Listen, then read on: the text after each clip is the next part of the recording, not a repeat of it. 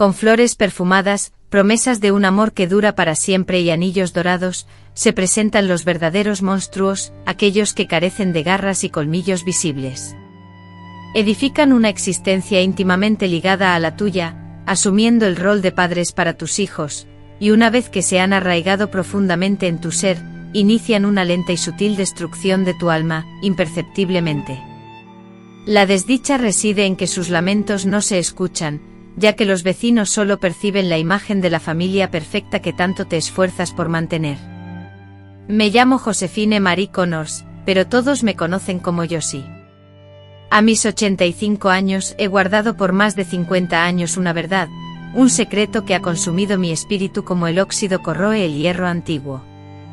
Crecí en Millfield, un pequeño pueblo rural de Pensilvania, donde las mañanas son gélidas y las noches atesoran los secretos de las familias de tradición, con más cuidado que los registros de propiedad. Para muchos aquí soy simplemente la bondadosa vendedora de galletas caseras que cada domingo me encuentran en el mercado, luciendo mi vestido floral y el pañuelo que cubre mis canas. Sin embargo, muy pocos conocen el dolor que he guardado en mi corazón desde que tenía 23 años.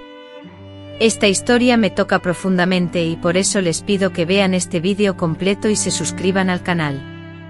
Esto me da fuerzas para seguir adelante y siento que mi experiencia podría ser útil para otras personas. Les agradecería que me indicaran en los comentarios desde qué lugar del mundo me están viendo. Me encantaría saber quiénes son mis oyentes. Creo que ha llegado el momento de compartir mi historia, no tanto por mí, ya que he aprendido a vivir con esta carga, sino por todas aquellas mujeres que, como yo, enfrentan tormentos en sus hogares, callando por miedo, vergüenza o para proteger a sus hijos. Quizás al escuchar mi historia, alguien encuentre la valentía que a mí me tomó tanto tiempo reunir. Crecí en una vida humilde, compartiendo la experiencia de muchas niñas en la zona rural de Pensilvania durante la década de 1940. Mi padre, Anthony, un hombre trabajador incansable, se dedicaba a las labores del campo, levantándose con el amanecer y regresando a casa al anochecer. Mi madre, Sarah, era el pilar de nuestro hogar, cuidando de sus 5 hijos y, a pesar de las responsabilidades, encontraba tiempo para confeccionar colchas que vendía en el mercado local. Yo, la hija del medio, tenía 2 hermanos mayores y 2 hermanas menores.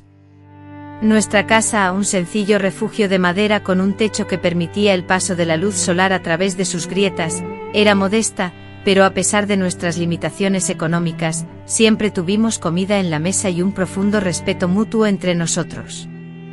Mi padre, a pesar del cansancio del trabajo, siempre nos recibía con una sonrisa y jamás levantó la mano a mi madre, una rareza en una época donde los maridos ejercían un dominio casi absoluto sobre sus esposas. Recuerdo sus palabras: hija mía, estudia mucho para que nunca tengas que depender de ningún hombre. Mi madre siempre venía a mi mente mientras aprendía a coser colchas, una actividad que me enseñaba mientras yo estudiaba arduamente. De mis 5 hermanos, fui la única que completó la escuela primaria en la escuela del pueblo. Nuestra maestra, la señorita Elaner, percibió mi potencial y persuadió a mis padres para que apoyaran mi educación, diciéndole a mi padre: esta niña tiene un brillo radiante en los ojos, Anthony. Sería una pérdida terrible desperdiciarla. Con gran esfuerzo y sacrificio personal, me convertí en maestra a los 19 años. Era 1957, y para una hija de granjeros del campo, lograr ser profesora representaba una verdadera muestra de perseverancia. Recuerdo el orgullo que se reflejaba en los ojos de mi padre cuando di mi primera clase en la misma escuela donde yo misma había estudiado. Veo a tu madre en ti, pero con un libro en la mano en lugar de una aguja, dijo con la voz ligeramente temblorosa. Durante 3 años, enseñé a los niños en un pequeño pueblo, ganando un salario modesto que me permitía ayudar a mantener a mi familia.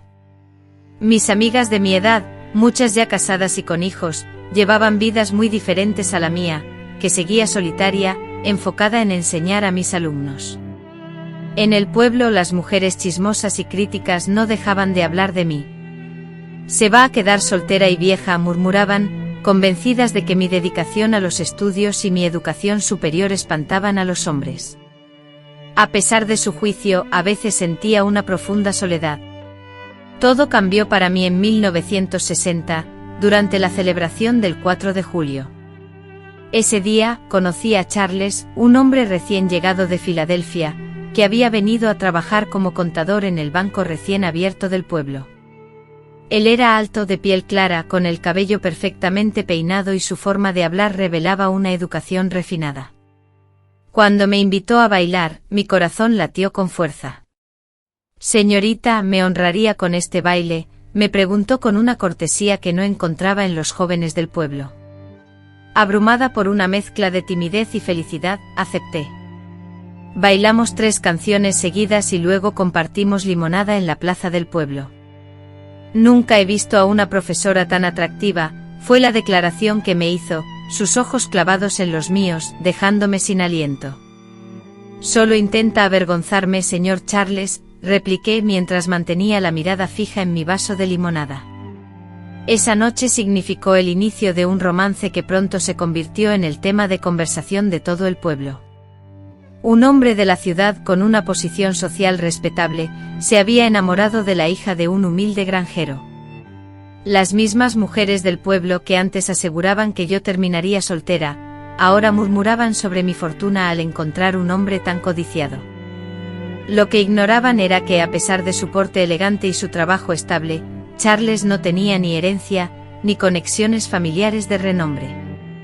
Al igual que yo, Charles era un hombre que había logrado su posición gracias al esfuerzo y la determinación. Durante los 6 meses que duró nuestra relación, siempre estuvimos acompañados por mi padre o uno de mis hermanos.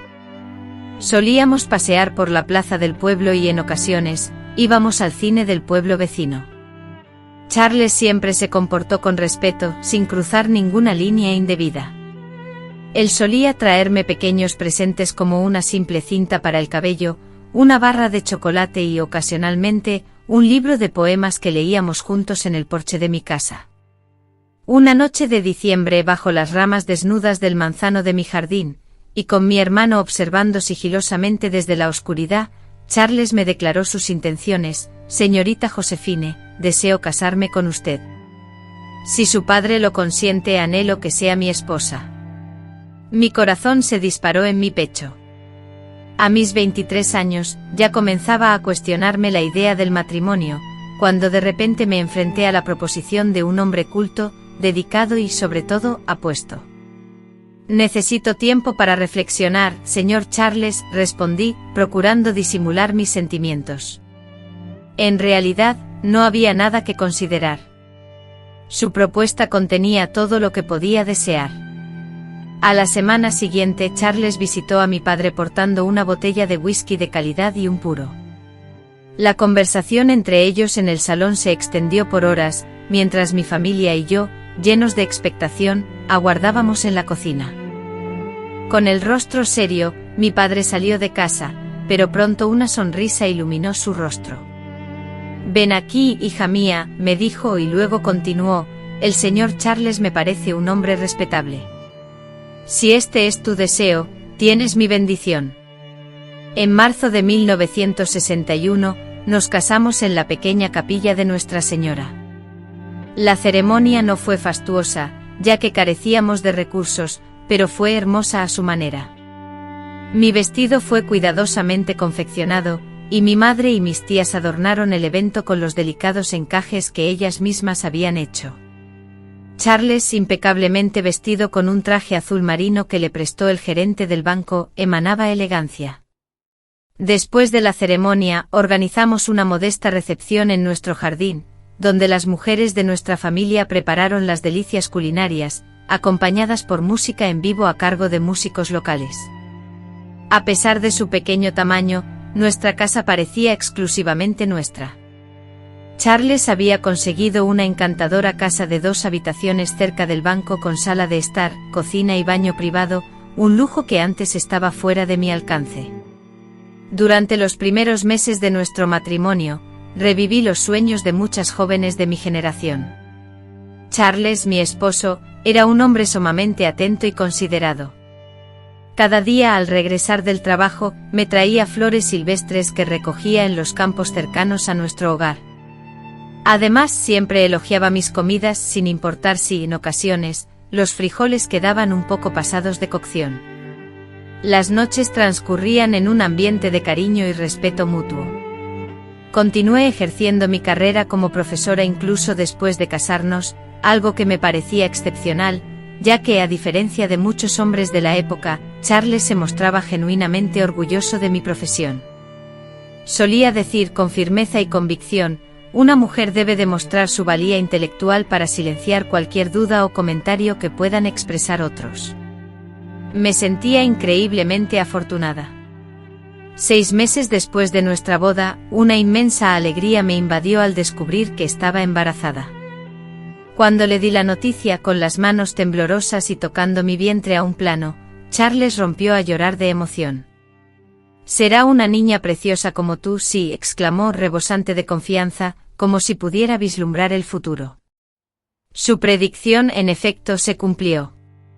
En una soleada mañana de enero de 1962, después de un parto extenuante que se extendió por casi 20 horas, nació Marian, una niña de tez clara y un mechón de pelo rojizo que le daba un brillo especial. Cuando el médico, con manos temblorosas, la depositó en mis brazos, ahogada en llanto y con la piel enrojecida, sentí una inmensidad de amor que jamás había experimentado, un sentimiento nuevo y abrumador. Al levantar la mirada hacia Charles, vi la misma emoción reflejada en sus ojos, una fuente de afecto que parecía emanar de su interior. «Tiene tus ojos, Josie», murmuró con ternura, usando un apodo que todos adoptarían con el tiempo. En ese instante de felicidad pura, creí haber alcanzado la cumbre, un esposo amoroso, una hija saludable y una carrera profesional satisfactoria.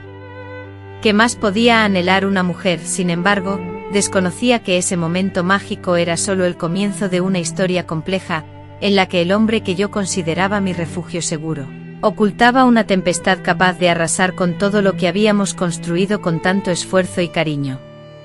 Siguiendo el consejo materno, él invariablemente se presentaba con un impecable traje y una sonrisa radiante, justo antes de revelar su verdadera y peligrosa naturaleza. No obstante, pospondré los detalles más perturbadores, pues evocarlos exige un esfuerzo emocional que aún no siento. Necesito recargarme antes de continuar este relato en nuestra próxima sesión. Mientras tanto, te invito a considerar cuántas veces nos dejamos engañar por las apariencias. Cuántas veces la persona que nos causa mayor daño es aquella a la que juramos amor eterno. Si esta historia resuena contigo, por favor, dale a me gusta, suscríbete y compártela. A veces, escuchar el dolor ajeno es el primer paso para sanar el propio. Segunda parte. Las primeras semanas tras la llegada de Marian fueron un periodo de felicidad absoluta. A pesar de la extenuación física y emocional producto de las noches en vela y las lógicas preocupaciones de una madre primeriza, Charles se reveló como un padre abnegado, regresando puntualmente del trabajo en el banco para asistirme, afrontando con constancia el cambio de pañales y arrullando a nuestra hija hasta conciliar el sueño, usando una voz que desconocía. Nuestras noches, anteriormente dedicadas a planificar nuestros futuros, ahora se veían absorbidas por la presencia de esa pequeña personita que había completado nuestra familia. «Tiene tu nariz, Josie», exclamaba con frecuencia, asomándose a la cuna que mi hermano, con meticulosidad de carpintero, había fabricado para su sobrina. Y yo en ese instante visualizaba una familia ideal, una narrativa que replicaba las conmovedoras historias que relataba a mis estudiantes. Cuando Marian cumplió 3 meses, retomé mis clases, aunque dejarla atrás, incluso sabiendo que mi cuñada, que vivía a tan solo 2 calles, se encargaría de su cuidado, me resultó sumamente difícil. A pesar de todo, la conocida sensación de la tiza entre mis dedos, junto con los rostros expectantes de mis estudiantes, eran elementos esenciales de mi ser. Aunque Charles me brindaba su apoyo, en ocasiones sugería que, con más hijos, sería mejor que me dedicara a las tareas del hogar. Asentí a su opinión sin meditar en sus consecuencias. En esa época, una mujer que trabajaba fuera de casa era una excepción notable. El primer año de vida de Marian, un periodo breve, transcurrió velozmente como una hoja arrastrada por el viento. Pronto ella se aventuró a explorar la casa a gatas, mostrando una sonrisa con sus incipientes dientes inferiores y llamando «papá» a Charles incluso antes que a mí.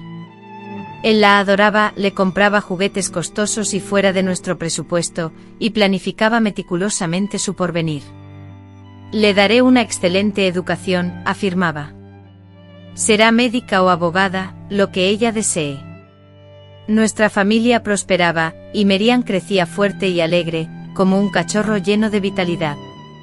Gracias a mi arduo trabajo y compromiso, fui promovida y transferida a una escuela más prestigiosa y con mayor capacidad de la región. Por su parte, Charles también prosperó en su carrera bancaria, logrando ascender a un puesto de supervisión. En la pequeña y cohesionada comunidad de Little Millfield, éramos vistos como el arquetipo de la familia perfecta y feliz. No obstante, alrededor del tercer cumpleaños de nuestra hija Merian, comenzaron a manifestarse sutiles pero significativas alteraciones. Charles, quien antes regresaba del trabajo lleno de vitalidad y entusiasmo, se volvió cada vez más inquieto e irritable. Sus críticas sobre las comidas que preparaba, los gastos del hogar y los juegos bulliciosos de Merian se intensificaron. Un hombre necesita muchas horas de trabajo y el silencio es primordial cuando llega a casa, solía comentar con un tono de irritación que nunca antes había escuchado en nuestro hogar. Inicialmente atribuí su comportamiento al cansancio y estrés laboral, su nuevo puesto implicaba mayores responsabilidades y, por consiguiente, más presión. Me justifiqué intentando ser comprensiva y buscar soluciones, preparaba sus comidas favoritas, calmaba a Merian y me esforzaba al máximo por recuperar la cercanía y el afecto que habíamos compartido durante años, especialmente en momentos especiales como la celebración del 4 de julio. Preocupado y molesto por un problema con una factura crucial para la empresa, Charles, visiblemente tenso, desató su ira en uno de sus empleados, empleando un tono y palabras que nunca antes había usado en mi presencia. «Ese inútil pagará por esto», vociferó con furia. «Le haré lamentar el día en que nació». Intentando calmar la situación, y ofreciéndole un trozo de carne para distraerlo, le imploré: «Cálmate, Charles. Mañana, con la cabeza fría, podrás solucionar esto de manera más sensata». Después intenté disculparme por mi intromisión. El golpe que dio sobre la mesa fue tan fuerte que los platos comenzaron a vibrar, asustando a Merian, quien rompió a llorar. «No me digas cómo debo hacer mi trabajo», respondió Charles, completamente fuera de sí. «¿Cómo puedes siquiera pretender entender mi trabajo?». La sorpresa me dejó sin habla.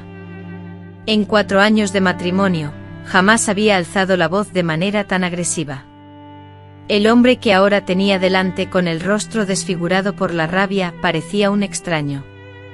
Intentando tranquilizar a Merian, la abracé mientras Charles se levantaba bruscamente de la mesa y, sin mediar palabra, se marchaba, cerrando la puerta con un fuerte golpe. Cuando regresó, pude percibir un fuerte olor a whisky. Al entrar, me hice el dormido, lleno de temor por lo que pudiera ocurrir. A la mañana siguiente, Charles, sin mencionar lo sucedido, preparó el café. Un beso afectuoso de Merian antes de irse a trabajar inauguró un patrón que, a pesar de la esperanza inicial que me impulsaba a negar la realidad, se convirtió en una constante en nuestras vidas. Los episodios de ira provocados por motivos cada vez más insignificantes se multiplicaban en frecuencia e intensidad: un vestido nuevo para Merian, una cena servida tarde, un examen calificado. Sus explosiones se manifestaban en acusaciones furiosas, como la de descuidar a mi hija a causa de mis alumnos. A estas diatribas verbales les seguía la violenta destrucción de los trabajos realizados por esos mismos estudiantes. Mi hogar se transformó en un campo de batalla, donde cada palabra y cada gesto parecían contener la posibilidad de un nuevo y explosivo enfrentamiento. Mi hija Marianne, que entonces tenía 5 años, también se veía afectada por la inestabilidad emocional que reinaba en casa. Su carácter, usualmente jovial y lleno de risas, se transformaba en un silencio sombrío y una tristeza palpable cuando estaba cerca de su padre. Marianne, con su corta edad, intentaba evadir la situación, como si tratara de hacerse invisible para no ser alcanzada por la creciente tormenta familiar. Los vecinos, al percatarse de la tensión, expresaban su preocupación con frases como «¿Está todo bien, señorita Josie?» o «El señor Charles parece bastante agobiado últimamente». Estas preguntas llenas de inquietud eran recibidas por mi parte con una fachada de normalidad que había construido con mucho cuidado. Yo creía firmemente, siguiendo el consejo de mi madre, que los problemas familiares debían resolverse puertas adentro. No obstante, a pesar de mi aparente indiferencia y cortesía, aún persistía un recuerdo del cariño, un rasgo del hombre que una vez amé. En el año 1966, coincidiendo con el 5º cumpleaños de Marianne, Charles fue ascendido a gerente de sucursal, un importante logro para alguien tan joven. Esta promoción fue celebrada con una elegante fiesta en el banco, un discurso del alcalde y abundancia de champán. Reviví la dicha de mi primer amor al observarlo. Esa noche su encanto y seguridad se manifestaron de nuevo, y la esencia del hombre del que me había enamorado resurgió en su mirada, irradiando una palpable fuerza. Me presentó con orgullo como su esposa, la profesora Josephine, un gesto que por un instante aplacó mis miedos y me brindó la esperanza de superar la tormenta. Esta calma perduró durante semanas con pequeños obsequios, muestras de gratitud por mi cocina y juegos con Marianne. Mi guardia bajo una sonrisa auténtica adornó mi rostro, sin el temor a provocar una reacción agresiva. Esta recién hallada armonía coincidió con la feliz noticia de un segundo embarazo. Charles, con una alegría desbordante, me abrazó con la misma fuerza que cuando me anunció el nacimiento de Marianne. «Esta vez tendremos un niño, Josie», exclamó con una convicción en su voz que parecía predecir el futuro. En sus planes para el bebé veía a un futuro hombre de negocios, un hijo que continuaría su legado en el banco. Los siguientes meses transcurrieron en paz y armonía, como si los fantasmas que antes lo atormentaban hubieran sido temporalmente silenciados. En la escuela, gracias al apoyo del director, quien también era un buen amigo y consejero, mis responsabilidades disminuyeron. Marianne, emocionada por la llegada de su hermano, recibió la noticia con entusiasmo y apartó algunos de sus juguetes para él. Nuestro hijo, que nació en junio de 1967, era un bebé fuerte y saludable, con la piel morena como la mía y los ojos claros heredados de su padre. Charles decidió llamar a nuestro hijo Richard, un nombre que, en su opinión, predecía el éxito en los negocios. Al principio, la llegada de Richard transcurrió con normalidad para nuestra familia. Charles, con habilidad, equilibraba su trabajo con sus responsabilidades como padre. Los fines de semana, disfrutábamos de momentos de esparcimiento con Marianne, mientras yo atendía las necesidades diarias de Richard. Lamentablemente, esta armonía familiar fue efímera. A los 4 meses de edad, Richard comenzó a enfermar con frecuencia, padeciendo resfriados y fiebres, dolencias comunes pero persistentes. Estas enfermedades, aunque leves, se tradujeron en noches de insomnio, llanto constante y un agotamiento creciente para todos. El comportamiento de Charles se transformó notablemente, manifestando un incremento de quejas y un aumento de la irritabilidad, particularmente ante el llanto de Richard. A menudo gritaba: «No puedo concentrarme con ese ruido», con el llanto de Richard, mientras golpeaba furiosamente la puerta de la habitación donde yo intentaba calmar a nuestro hijo. Incluso Marianne, con 6 años, se escondía y se volvía distante cuando él estaba cerca. Una noche, después de un día extenuante en el banco, Charles llegó a una casa sumida en el caos. Richard había tenido fiebre todo el día. Marianne había derramado zumo en la alfombra, y yo, exhausta, no había podido mantener el orden habitual. Su furia al entrar fue instantánea y brutal. «¿Qué pocilga es esta?». Mis súplicas por comprensión fueron ignoradas. «Trabajo sin descanso para mantenerlos», le imploré, sujetando a Richard, cuyos gritos febriles continuaban: «Está enfermo». «No he tenido tiempo», la frase quedó suspendida. Por primera vez, Charles levantó la mano. La bofetada resonó en la habitación, fuerte y retumbante. Caí hacia atrás, tambaleándome, casi soltando a Richard. Desde el umbral de la habitación, Marianne, pálida y temblorosa, lanzó un grito desgarrador que aún retumbaba en mis oídos. La imagen de mi propia mano levantada y mi rostro marcado por el ardor, junto con los agudos llantos de Richard, parecieron romper el hechizo de furia que había dominado a Charles. Sin pronunciar palabra, se giró bruscamente y desapareció, dejando tras de sí el portazo como la única evidencia física de su ira desatada. Aquella noche la fachada de nuestro matrimonio, construida sobre promesas de felicidad y estabilidad, se derrumbó en 1000 pedazos. El hombre que había prometido amarme y protegerme, el hombre con el que me había casado, había traspasado un límite, uno que sabía que no podría ser borrado. Mientras aplicaba hielo en mi mejilla amoratada y calmaba a Richard, que se aferraba a mí, Marian se acercó cautelosamente y se sentó a mi lado en silencio. Con una voz apenas audible preguntó: «Mamá, ¿por qué papá está tan enfadado?». Intentar explicar la complejidad de las emociones humanas a un niño pequeño era una tarea ardua, una que me obligó a improvisar. «A veces las personas cambian, cariño», respondí, buscando las palabras adecuadas. «Algo se rompe dentro de ellas, liberando una oscuridad que ni siquiera sabían que existía. Papá está cansado, mi amor, muy cansado. A veces incluso los adultos, cuando están agotados, pueden equivocarse, y aunque esa explicación era insuficiente, era lo único que podía ofrecer en ese momento para calmar la situación. Marian, sorprendentemente madura para su corta edad, asintió con la cabeza, apoyando su cabeza en mi regazo y ofreciéndome consuelo: «Todo va a estar bien, mamá. Yo cuidaré de ti y de Ricky». El peso de esas palabras, dichas por una niña que sentía la necesidad de proteger a su madre, me oprimió el corazón. Esa noche, mientras la lluvia caía y mis hijos dormían plácidamente, me prometí a mí misma que encontraría una solución, que me sobrepondría a las dificultades que se avecinaban. Sin saberlo, lo peor aún estaba por venir, y la verdadera y terrible personalidad de Charles aún no se había revelado. Esa revelación transformaría mi vida para siempre.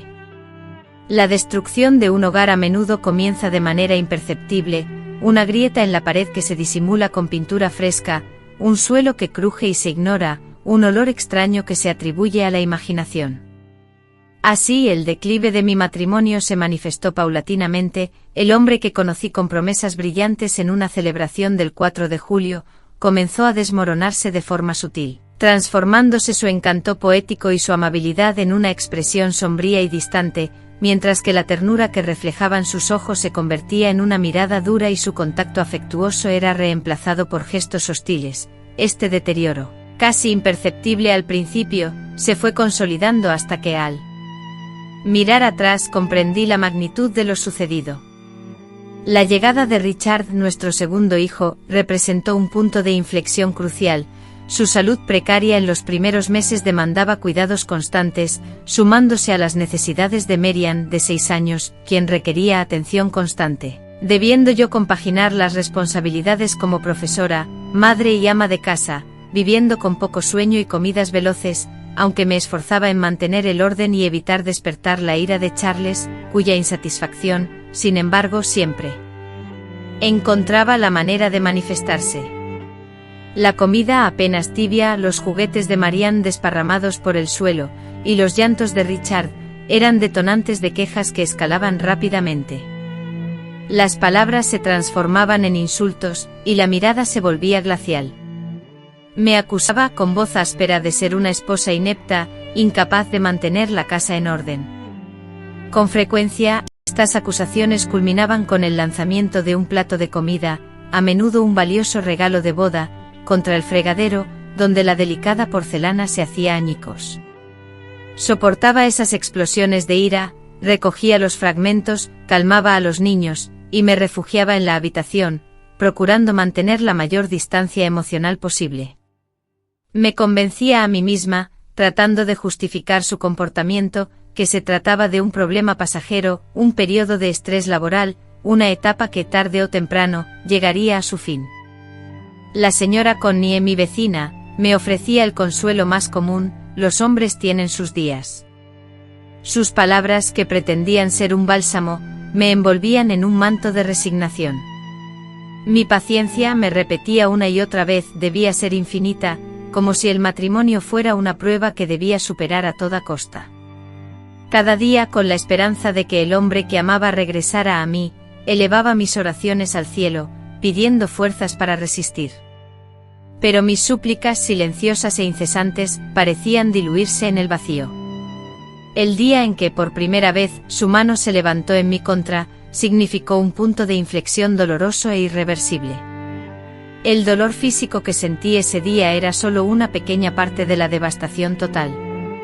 La comprensión de que algo esencial, algo vital en nuestro matrimonio se había quebrado para siempre, representó la herida más profunda. El hombre que frente a testigos había prometido amarme y respetarme, me había agredido brutalmente. Y lo que era aún peor, lo había hecho frente a nuestra hija. «Mamá, no llores», me decía Marian, secándome las lágrimas con sus pequeñas manos, mientras yo mecía a Richard en mis brazos, intentando calmarlo tras el incidente. Sus palabras, «yo te cuidaré», me taladraron el corazón. ¿Cómo podía una madre necesitar el consuelo de su propia hija? ¿Qué tipo de ejemplo estaba dando a mi niña? Después de esa noche, Charles oscilaba entre profundas disculpas, me inundaba de flores y suplicaba perdón, asegurando con promesas rotas que la violencia jamás volvería a ocurrir. Después comenzaron a ocurrir nuevas explosiones de ira, originadas por motivos cada vez más triviales. Empecé a percibir cambios sutiles en el comportamiento de Marian. La niña que antes irradiaba alegría y solía correr tras las mariposas en el jardín, ahora caminaba con la cabeza agachada, hablaba menos de lo habitual y temblaba visiblemente cada vez que su padre, Charles, alzaba la voz. Los domingos, cuando Charles la llevaba al parque, Marian regresaba a casa silenciosa, con la mirada perdida, una mirada que parecía inapropiada para una niña de su edad. «¿Ya no te gusta salir a pasear con tu padre, cariño?», le pregunté una vez, al verla esconderse debajo de la mesa. Al oír a Charles llamarla, Marian respondió con un «no, mamá», lleno de miedo, un miedo que me produjo escalofríos. La angustia palpable en su voz me oprimió el pecho, generando en mí una necesidad desesperada de comprender el origen de su sufrimiento. Sin embargo, Charles, impaciente como siempre, ya se encontraba en la puerta. «¿Qué ocurre ahora? ¿Vas a empezar a consentirla así? Deja de tonterías, niña. Levántate y vámonos». La agarró con brusquedad del brazo y la obligó a salir, y ella, con la mirada suplicante, me observó fijamente antes de desaparecer por la puerta. A solas con Richard, una angustia inexplicable me invadió, un miedo profundo que me sujetó con fuerza. Varias horas después, Marian volvió y, evitando mi mirada, se encerró de inmediato en su cuarto. Charles, fingiendo indiferencia, incluso le ofreció una bolsa de caramelos, exhibiendo una aparente calma. Esa noche, mientras me sentaba junto a la cama de Marian, listo para contarle el cuento que tanto ansiaba oír antes de dormir, advertí que apretaba las sábanas con firmeza, pese al calor de la habitación, como si se defendiera de algo. «¿Qué ocurrió en tu paseo de hoy, cariño?», le pregunté acariciándole suavemente el cabello. Su silencio se extendió, casi me hizo creer que se había quedado dormida. Luego, en un susurro casi inaudible, respondió: «Papá me llevó a un sitio secreto, una casa al final de Market Street». La sangre se me heló. Una casa al final de Market Street. Un escalofrío me recorrió la espalda. Con voz temblorosa, el hombre que estaba allí, aquel del que Marian me había hablado, hacía fotos. ¿Qué tipo de fotos? Me acurruqué más profundamente entre las mantas, sintiendo el miedo atenazándome. Papá me había dicho que debía quitarme el vestido, era un trabajo especial, y se enfadó mucho cuando lloré. La noche se convirtió en un torrente de pensamientos horribles, y una certeza aterradora se apoderó de mi corazón. Mi instinto me instó a la cautela, pues un enfrentamiento directo con Charles, si mis sospechas eran ciertas, podría ser peligroso para mí y para los niños. A la mañana siguiente, pretextando la necesidad de comprar pan, me dirigí a Market Street, en busca de la casa que Marian me había descrito. Tras un discreto letrero, descubrí un estudio fotográfico improvisado. Dudando, me mantuve a distancia, observando. Vi a Charles llegar, saludar al hombre de la puerta con familiaridad, como si fueran viejos amigos. Antes de que ambos desaparecieran en el interior del estudio, una amarga certeza, helada y sólida, se apoderó de mí haciéndome temblar. Sabía que algo no estaba bien, algo más allá de lo normal, algo que le hacía daño a mi hija. Desde ese instante me mantuve en alerta constante, analizando con atención cada interacción entre Charles y Marian. Mis ojos, ahora más agudos, notaban detalles que antes ignoraba, su insistencia en bañarla, incluso cuando ella ya podía hacerlo sola, sus constantes peticiones para que se sentara en su regazo, a pesar de su clara incomodidad, y la peculiar intensidad con la que la miraba, sobre todo cuando creía que nadie lo veía. Una noche entré sigilosamente en la habitación de Marian. La encontré sollozando contra su almohada. «¿Qué ocurre, mi cielo?», le pregunté. Entre sollozos me respondió: «Mamá, no quiero que papá entre en mi habitación por la noche. Me hace cosas malas». Esas palabras me atravesaron como una daga, dejándome sin aliento, incapaz de asimilar la gravedad de su confesión. La realidad se derrumbó. La verdad, dolorosa e ineludible, se reveló ante mí: mi esposo, el hombre al que amaba, era capaz de semejante monstruosidad. Un nudo se me formó en la garganta cuando me enfrenté a mi hija Marian sobre el tema del abuso. «Cuéntame, Marian, por favor», le supliqué con una voz apenas audible, sintiendo el pánico apoderarse de mí. «¿Qué sucedió realmente?». Sus ojos profundos y llenos de tristeza se abrieron para revelar detalles terribles, horrores que ningún niño debería conocer, experiencias que jamás deberían haber existido. Me relató las noches en que él, Charles, entraba a su habitación mientras ella creía que yo dormía, y las amenazas que usaba para mantenerla callada. Compartió el profundo dolor y la confusión agonizante que había estado soportando en silencio. La abracé con fuerza, sintiendo como mis lágrimas se mezclaban con las suyas, ahogando mi propio sufrimiento. ¿Cómo pude ser tan ingenua? ¿Cómo no me di cuenta de los horrores que se escondían bajo mi propio techo? La culpa, un peso abrumador, se combinó con una ira feroz que me consumió. «Nunca más, mi amor», le prometí, sosteniendo su rostro entre mis manos, con la firmeza que solo una madre desesperada puede reunir. «Él nunca más te hará daño, te lo juro». Esa misma noche, mientras Charles dormía plácidamente, preparé en silencio una pequeña maleta, reuniendo nuestras pertenencias más esenciales y los documentos importantes, decidida a protegerla a toda costa. Mi plan inicial era escapar al alba, llevando a mis hijos conmigo a la casa de un antiguo colega que vivía en una ciudad cercana. Apenas hube terminado de preparar los pocos bultos que había logrado reunir, la puerta de la habitación se abrió con un crujido agudo. Charles apareció en el umbral, con la mirada clavada en la maleta que estaba junto a la cama. «¿Qué crees que estás haciendo?», preguntó con una voz sorprendentemente serena y silenciosa que me heló la sangre. «Me voy», respondí, intentando que mi voz sonara firme, a pesar del miedo que me atenazaba. «Y me llevaré a mis hijos conmigo», agregué, sintiendo un escalofrío al escuchar su risa fría y cruel. «¿De verdad crees que puedes abandonarme?», cuestionó con el ceño fruncido. «¿Crees que podrás sobrevivir sin mi apoyo? ¿Quién te dará cobijo, comida o ropa? No eres nada sin mí, Josefine. Prefiero enfrentarme a la miseria que pasar un día más bajo este techo contigo», repliqué, sintiendo una fuerza inesperada que emergía de lo más profundo de mi interior. «Sé lo que le hiciste a Marian. Sé lo del estudio, las fotos. Sé lo que haces cuando crees que no te veo. Eres un monstruo, Charles». Y en ese instante sentí como si hubiera encendido una mecha. Su rostro se transformó, sus rasgos se tensaron hasta adoptar la expresión de una furia palpable. En una fracción de segundo, antes de que pudiera siquiera parpadear, el puño de él se estrelló contra mi mejilla con una fuerza brutal, como una llamarada que quemaba.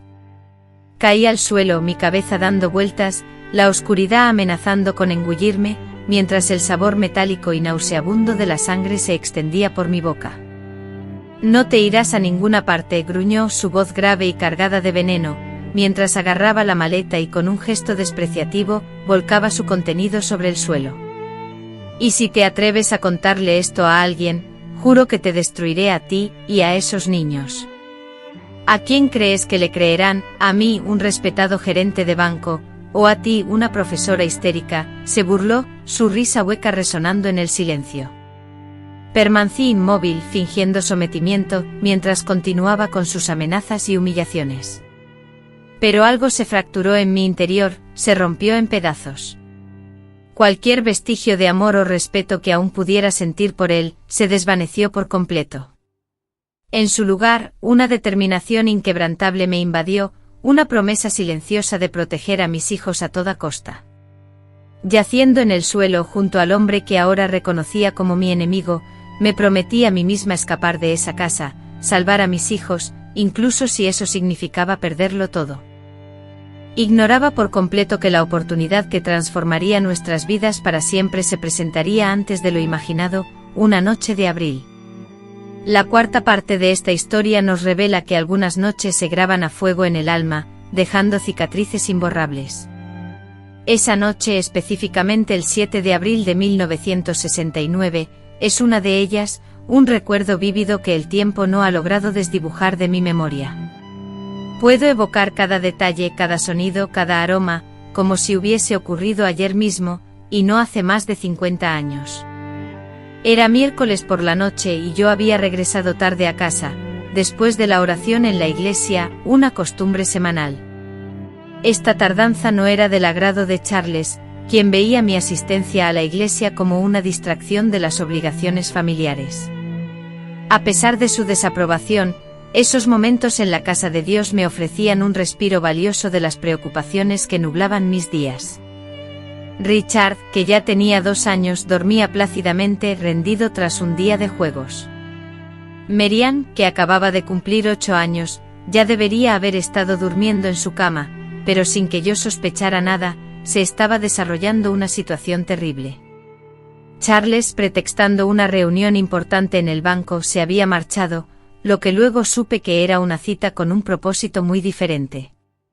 Al regresar a casa cerca de las 9 de la noche, el silencio inusual me produjo una extraña inquietud. Normalmente Charles me recibía con quejas por cualquier demora que tuviera. Dejé mi rosario en un cajón de la cómoda y en silencio, me quité los zapatos, caminando con cautela hacia las habitaciones de los niños. Richard dormía plácidamente como era habitual, pero una punzada de angustia se apoderó de mí al llegar a la habitación de Marianne. Un llanto ahogado como un sollozo contenido, estrangulado, interrumpió el silencio. Era un sonido de profundo terror, un intento desesperado de silenciar una llamada de ayuda. En la habitación, se escuchaban murmullos amenazantes: si le cuentas a tu madre, no te creerá y si te cree, te culpará a ti. Guiada por un instinto maternal incontrolable, empujé la puerta de la habitación. La escena ante mis ojos me hizo perder el control.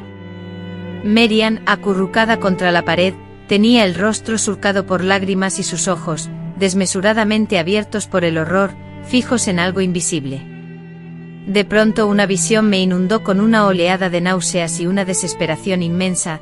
Charles, el hombre a quien había confiado el bienestar de mis hijos, estaba junto a Marianne, con la ropa desordenada, revelando una verdad monstruosa. Su reacción ante mi llegada fue inmediata e inquietante, la ira ensombreció sus facciones. ¿Qué haces aquí? ¿No deberías estar en la iglesia?, inquirió con voz áspera. Las palabras se negaron a salir de mi boca. Una fuerza primitiva e incontrolable se apoderó de mí. Sin dudarlo me abalancé sobre Charles, aferrando su cabello en un ataque de furia que desconocía en mí.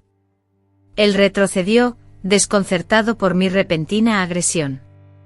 Aprovechando la confusión, tomé a Marianne en mis brazos y corrí fuera de la habitación, mientras los gritos coléricos de Charles resonaban tras nosotros. Marianne, vuelve aquí, le susurré urgentemente. Corre, hija, coge a tu hermano y ve a casa de la señora Catherine. La empujé hacia la habitación de Richard, instándola a huir. Su miedo era evidente, pero comprendió la urgencia de escapar.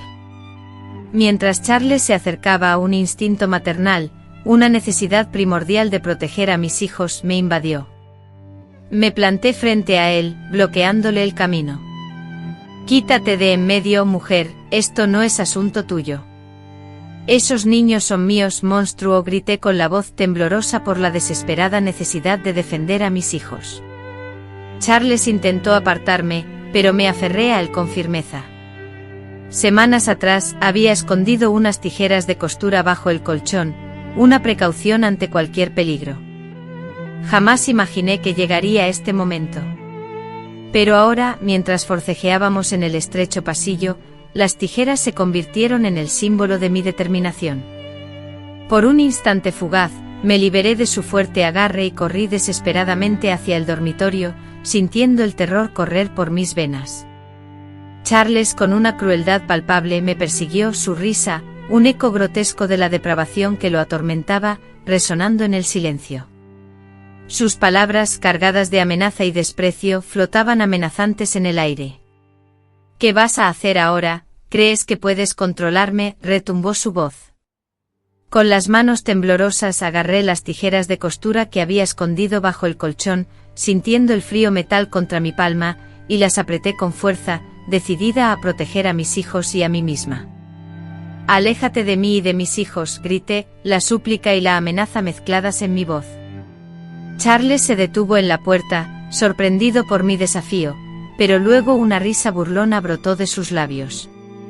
«No tienes valor». «No me pongas a prueba, Charles», le supliqué sintiendo el pánico crecer. «Por el amor de Dios, no me desafíes hoy». La seriedad en mi voz, una súplica desesperada, pareció detenerlo, y retrocedió momentáneamente. En ese instante un chirrido agudo reveló que la puerta principal se abría, interrumpiendo la tensión. Marian, que había logrado escapar con Richard, había pedido ayuda. El señor Joseph, el vecino de enfrente, y dos hombres desconocidos irrumpieron en la casa. «¿Qué es todo este alboroto?», preguntó el señor Joseph con cautela, entrando en la sala de estar, la preocupación surcando su rostro. «¿Está todo bien, señora Josie?». Como un depredador consciente de su propia fragilidad, Charles cambió radicalmente su actitud. De inmediato, resurgió el hombre cortés y sofisticado que todos conocían. «No es nada, señor Joseph, solo una discusión familiar. Mi esposa se pone un poco nerviosa de vez en cuando. Ya sabe cómo es». Sin embargo, Marian, con una valentía sorprendente, se negó a aceptar esa mentira. «Me ha hecho daño, señor Joseph. Me ha hecho cosas terribles». Un silencio tenso e inquietante se apoderó del ambiente, amplificado por el peso de sus palabras. El señor Joseph y los demás hombres se miraron, sus ojos fijos en Charles, en Josie, quien aún sostenía las tijeras, y en los niños. Algo en la mirada de Marian, un terror genuino, imposible de simular, transmitió una fuerza que superaba 1000 palabras. «Señor Charles, preferimos que nos acompañe», declaró uno de los hombres, el sheriff Davis. «Necesitamos hablar en la estación». Charles protestó con vehemencia, pero el tono de su voz ya no tenía la misma autoridad. La voz temblorosa y llena de confusión del niño se elevó, confrontada por la severa acusación de un hombre que gozaba de gran prestigio. «Soy el director del banco, una figura prominente y respetada en esta ciudad, padre de 3 hijas», replicó el sheriff, su voz carente de calidez pero transmitiendo una extraña sensación de seguridad. «Resolveremos este asunto de manera apropiada». Mientras se llevaban a Charles, la señora Catherine, la vecina a la que Marian había pedido ayuda, estrechó a Josie entre sus brazos. «Todo estará bien, Josie. Ya pasó», susurró. Pero Josie, en lo profundo de su corazón, sentía que su sufrimiento apenas comenzaba. En aquel pequeño pueblo de los años 60, una acusación contra un hombre de la posición de Charles era un camino lleno de obstáculos y dificultades. Todos conocían el poder y las conexiones que Charles poseía, y los hombres de la comisaría trataban a Josie como si fuera la culpable. «¿Está segura, señora? No estará malinterpretando la situación, su marido es una persona muy respetada en la comunidad». Las preguntas, cargadas de dudas y con claras insinuaciones, revelaban la incredulidad y los prejuicios de los vecinos.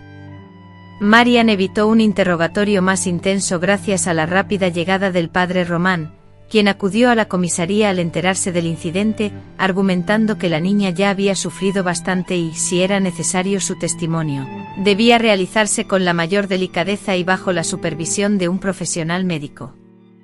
Charles solo pasó una noche en la cárcel, siendo liberado al día siguiente tras pagar la fianza, y los rumores sobre el caso se propagaron rápidamente por toda la ciudad. ¿Era verdad la historia de Josie o todo había sido inventado? Quizás motivado por la aventura extramatrimonial de Charles, o tal vez la niña había malinterpretado lo sucedido. Un hombre tan dedicado como el señor Charles, ¿cómo era posible que fuera cierto? Durante los días siguientes, Josie, atemorizada de regresar a casa y enfrentarse a sus propios miedos, encontró refugio y cuidado en la casa de la señora Catherine, mientras una sensación de peligro acechaba.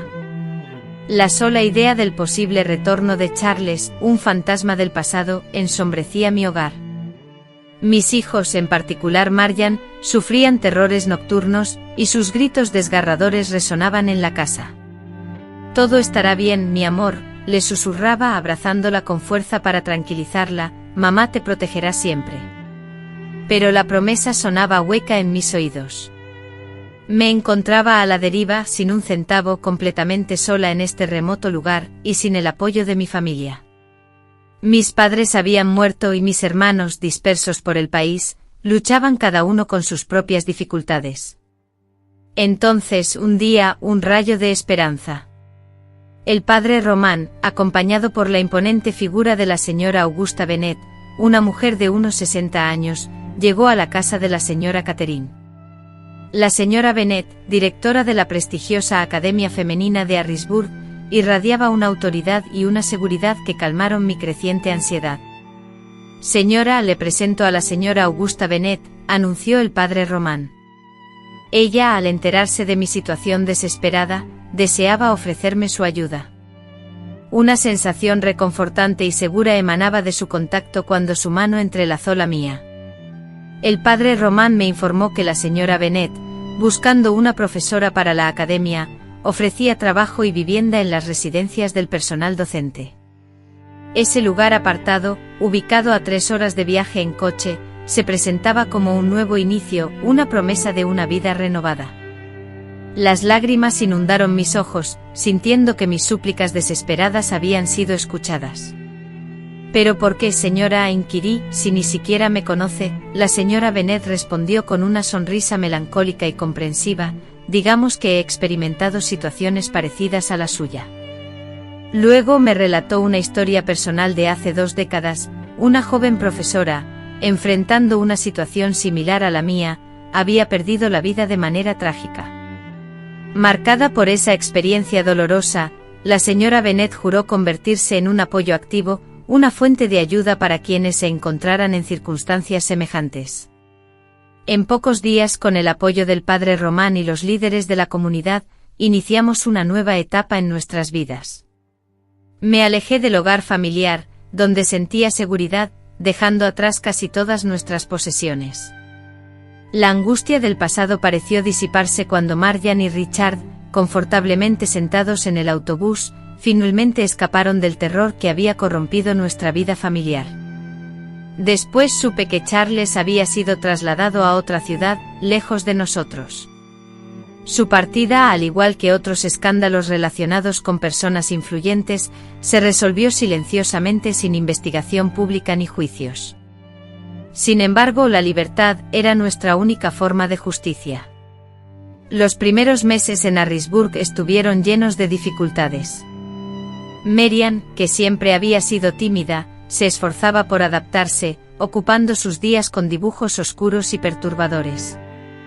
Richard, demasiado pequeño para entender la gravedad de nuestro trauma, se adaptó con mayor facilidad al nuevo y desconocido entorno. Me dediqué a demostrar mi valía y a crear un ambiente seguro para mis hijos. Gracias a la ayuda de Marian, una joven médica de la academia, Marian empezó a confiar. Reveló con dolor, no solo los horribles sucesos de aquella noche, sino también el abuso que había sufrido durante meses. Entonces me di cuenta de algo terrible: mi hija había soportado valientemente meses de sufrimiento, guardando el secreto por miedo, vergüenza y confusión. Me contó cómo el agresor justificaba sus actos, presentándolos como muestras de afecto y un vínculo especial, lo cual empeoraba su sufrimiento. Esas palabras, dichas durante la sesión con la doctora, me destrozaron. ¿Cómo pude estar tan ajeno a la situación? ¿Cómo fue posible que tal crueldad ocurriera en mi propia casa? La culpa me consumía, impidiéndome dormir y llenándome de remordimiento y reflexión. Necesitaba entender completamente el alcance del abuso para poder sanar. Cada pequeño cambio en la forma de ser de Maran, que yo atribuía a nerviosismo o a las etapas normales del crecimiento, ahora me parecen indicios importantes de algo más grave.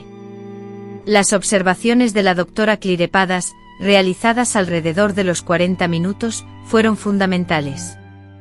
Ella me ayudó a comprender que yo no era culpable.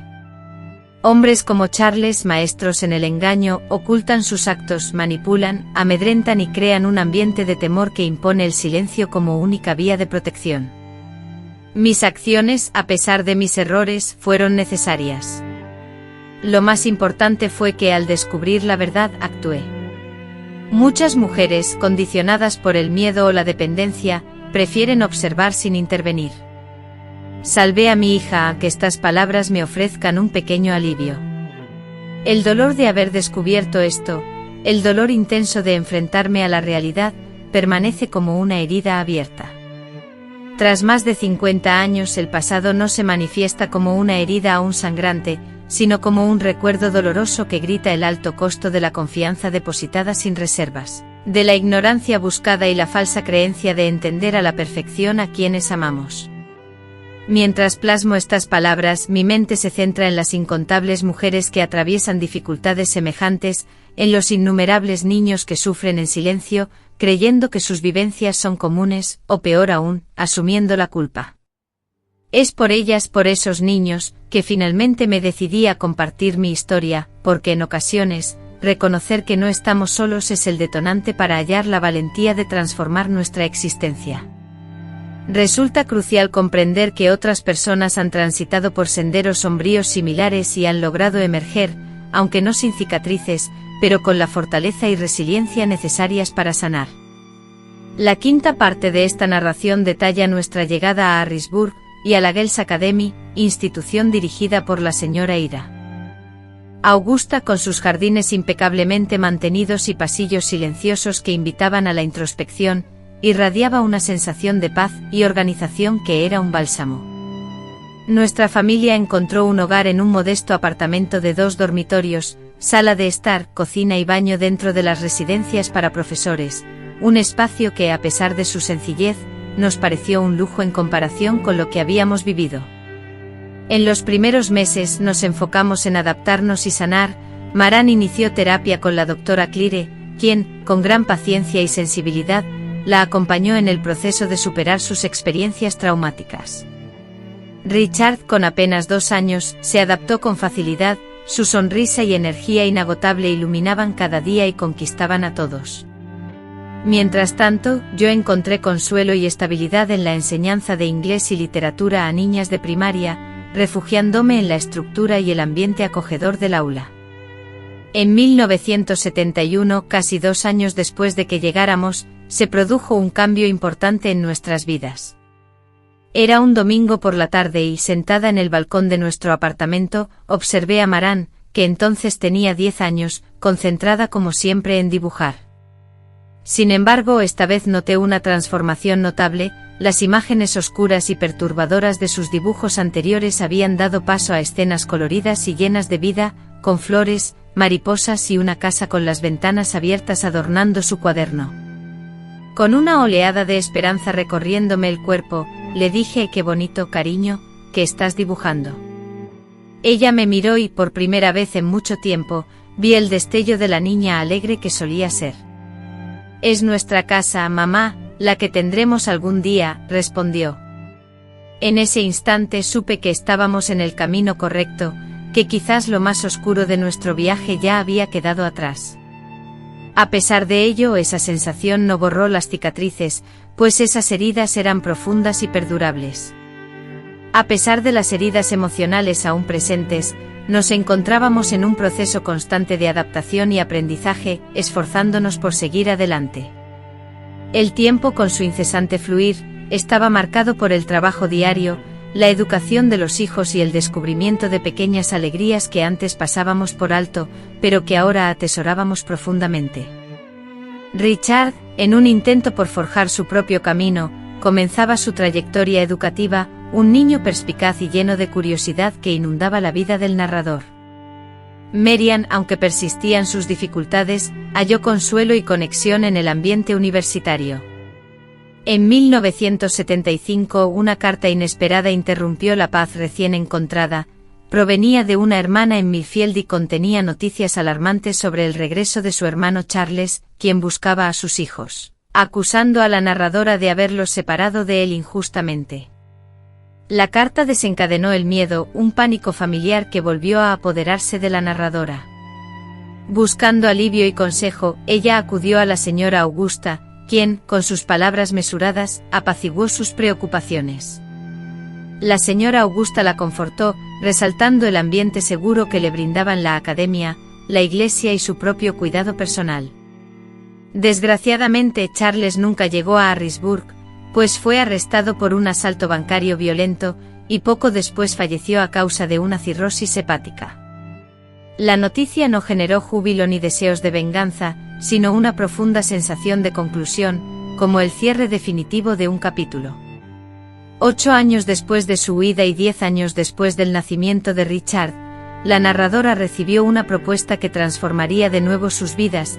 La academia en expansión le ofrecía el cargo de directora del nuevo edificio de la escuela primaria, una oferta impulsada por la señora Tollera. Augusta, reconociendo la dedicación y el servicio de la narradora a lo largo del tiempo, observó en ella una natural habilidad para el liderazgo y un corazón lleno de vida y compasión. Con gran entusiasmo y cierta inquietud, la narradora asumió la importante responsabilidad de guiar a las niñas. Al principio el cargo le parecía abrumador, pero pronto descubrió una fuente interna de sabiduría y fortaleza. Bajo su dirección, la escuela primaria floreció, adoptando métodos de enseñanza innovadores que integraban el arte, la música y el pensamiento crítico en el currículo. Este enfoque educativo, que priorizaba el desarrollo integral de las alumnas, reflejaba la firme convicción de que la educación era clave para el empoderamiento femenino. Marian, observando el compromiso de su madre, asimiló estos valores. A los 17 años, Marian anunció su intención de estudiar Derecho, impulsada por el deseo de defender los derechos de las mujeres. La determinación de Marian llenó a la narradora de orgullo y esperanza. En 1980, el narrador celebró la admisión de Marian a la Facultad de Derecho de la Universidad Estatal de Pensilvania, observando cómo el dolor de su hija se había transformado en un propósito definido. Richard, que ahora tenía 13 años, aspiraba a ser médico, un reflejo del cuidado compasivo que la doctora Claire les había prodigado. El narrador reflexionó sobre los cambios sociales y la evolución de las dinámicas familiares en el contexto de las transformaciones sociopolíticas de la década de 1980, reconociendo la influencia de la era Reagan y las crecientes libertades para las mujeres. A los 46 años, el narrador conoció a Sebastián, un profesor de historia viudo cuya gentileza e integridad inicialmente le generaron cierta aprensión. No obstante, este encuentro representó un paso crucial hacia la sanación y la superación. Esta potencial nueva relación, después del significativo trauma del pasado, demandaba un nuevo nivel de confianza. Sebastián la cortejó con persistencia, pero con una determinación silenciosa que eventualmente logró conquistar su confianza. Tras casi 3 años de noviazgo, Sebastián me pidió matrimonio. Josie, la perfección no es lo que cuenta, me dijo mientras me mostraba un anillo de compromiso discreto. Lo que verdaderamente importa es el amor sincero y el compromiso de respetarnos mutuamente. Nos casamos en 1985, en una ceremonia en la capilla de la academia. Marian, ya abogada, y Richard, entonces estudiante de medicina, fueron nuestros padrinos. A pesar de su edad, la señora Augusta conservaba la lucidez suficiente para darnos una bendición de corazón. Mi relación con Sebastián me enseñó que no todos los hombres eran crueles. Me demostró que era posible una relación basada en el respeto mutuo, la comprensión y la compañía, aunque el camino no fue sencillo. A veces los dolores del pasado resurgían, abrumándome y haciéndome retraer, pero él jamás se impacientó ni se quejó. Todos tenemos nuestros propios problemas y dificultades que enfrentar, solía decir, recordándome que podía contar con él tanto en los momentos buenos como en los malos, en los días alegres y en las tormentas que la vida inevitablemente trae. Nuestras 2 décadas de vida juntos llegaron a un final trágico en el año 2004, cuando el cáncer le arrebató la vida. Fueron años de profundo aprendizaje y crecimiento personal, que nos llevaron a una felicidad serena y desconocida para mí hasta entonces. Su fallecimiento dejó un vacío innegable, pero no uno insuperable. La pérdida de Sebastián, a diferencia del dolor devastador que sufrí al perder a Charles, fue más como despedirme de un compañero de viaje muy querido, sintiendo una profunda gratitud por todo lo vivido juntos. Ahora, con 85 años, reflexiono sobre una vida llena de altibajos, con un dolor tan intenso que casi me consume y una alegría genuina que al final sanó mis heridas. Veo a mis hijos, ya adultos y con sus propias familias, y me siento lleno de esperanza. Marian, una abogada renombrada que defiende los derechos de mujeres y niños con firmeza y dedicación, y Richard, un pediatra profundamente comprometido, cuya sonrisa compasiva es la misma que recordaba de su infancia. Observo a mis nietos crecer en hogares donde el respeto es la regla, no la excepción, donde son amados sin condiciones, protegidos de todo peligro y alentados a expresarse libremente. Considero que este cambio, la ruptura del ciclo de abuso y la creación de una nueva historia para nuestra familia, es mi logro más significativo. A mis 85 años he aprendido que el sufrimiento no es el punto final de nuestra historia, de las experiencias más dolorosas puede surgir una fuerza renovada y hermosa. Nuestra narrativa familiar no está predeterminada por la influencia de otros, por muy poderosa que sea, sino por las decisiones que tomamos frente a la adversidad. A aquellos que están viendo esto, quizás enfrentando sus propias dificultades, quiero decirles que no están solos.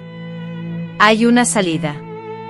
La sanación puede parecer inalcanzable ahora, cuando el dolor es intenso y omnipresente.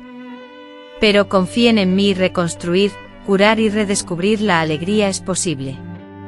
Si esta historia les ha conmovido, por favor, hagan clic en el botón me gusta.